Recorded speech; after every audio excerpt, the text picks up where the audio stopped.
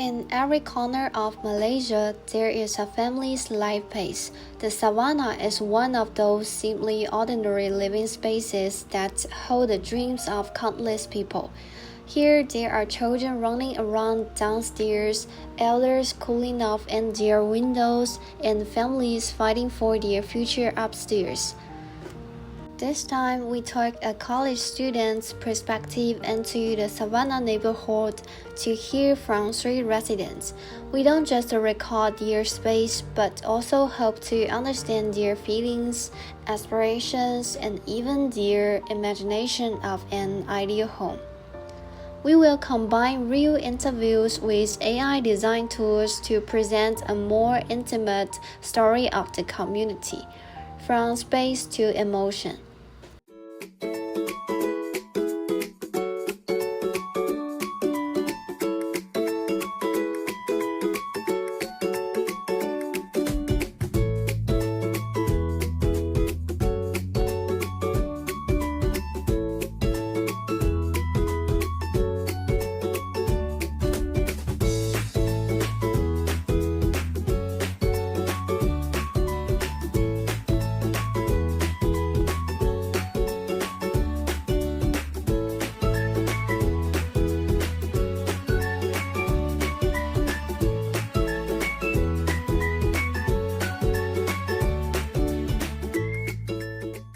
Interviews with 3 residents and their different needs for housing.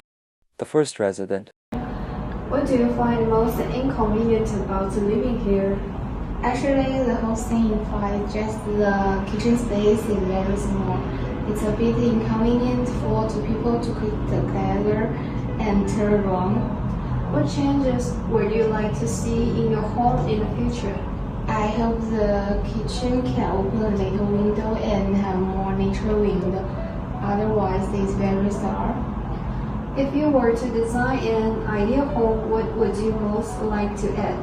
I would like sunlight, a fire, and a quiet place to have tea. Okay, thank you. The second resident. What do you feel most strongly about living at Savannah? Overall easy of living, but my room is dark and I have to turn on the lights during the day. If you could change one thing, what would you most like to see? Adding a lighted window or work here would be better suited to my work from home lifestyle. What is your ideal space? Quite light and a small corner where you can read and think. Okay, thank you. The third resident. What do you think the most difficult part of living here?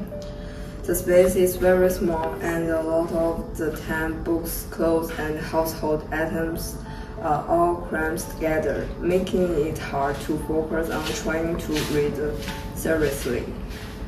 Are there any special visions that you would particularly like to realize? I would like to have a small independent stay area, even if it's divided by a curtain that would allow me to focus more and feel more myself. What is your ideal living space like? Simple but refreshing, a bit of natural light, storage, and a place where I can be quiet.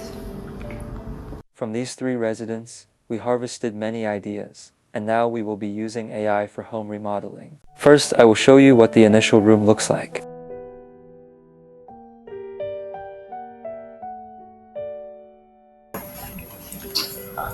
Hello everyone, my name is Ray, and now I will show how to use ChatGPT to upgrade the room after the interview.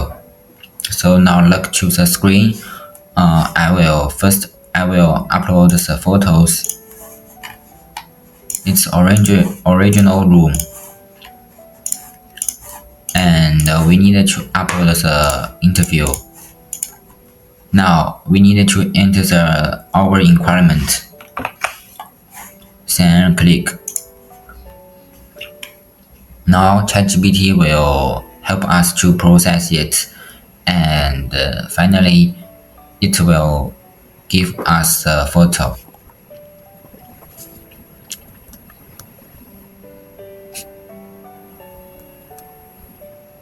need to create another picture of the kitchen.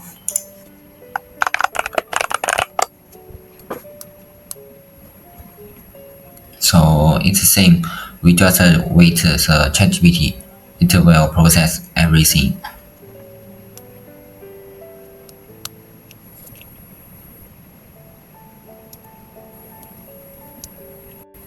So it's finished. You can see the result is really good. After the interviews and surveys of this project, and the participation of each member of the team, we all had some thoughts on the subject. In this project, we moved from the design room to the real community, from drawings and the series to real people and spaces.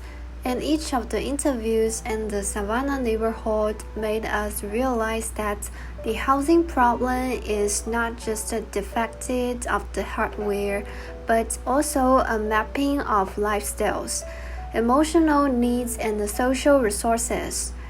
We learn to listen, not to observe with solutions, but to understand with respect.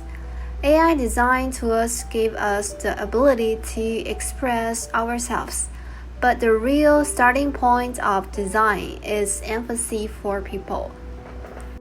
Through interviews with residents of the Savannah community, we found that people have both basic function demands and emotional needs for living space. This makes us reflect. Design should not only focus on the size of the space, but also listen to the voice of residents. Starting from details like nature, lighting, and independent airs, we should use design to respond to real needs, so that various spaces can carry the hope and warmth of life. Through our interview, I found people always have common dreams. They have three main types. First, ample space. A spacious room can make people more relaxed and happy. Second, the sunshine. Lighting can make people feel more beautiful. Last but not least, quiet and simple. It will provide a private space and people can do whatever you want. So that's all. Through this field visit, I realized that housing is not just a basic need, it is so closely tied to human dignity, family stability, and social fitness.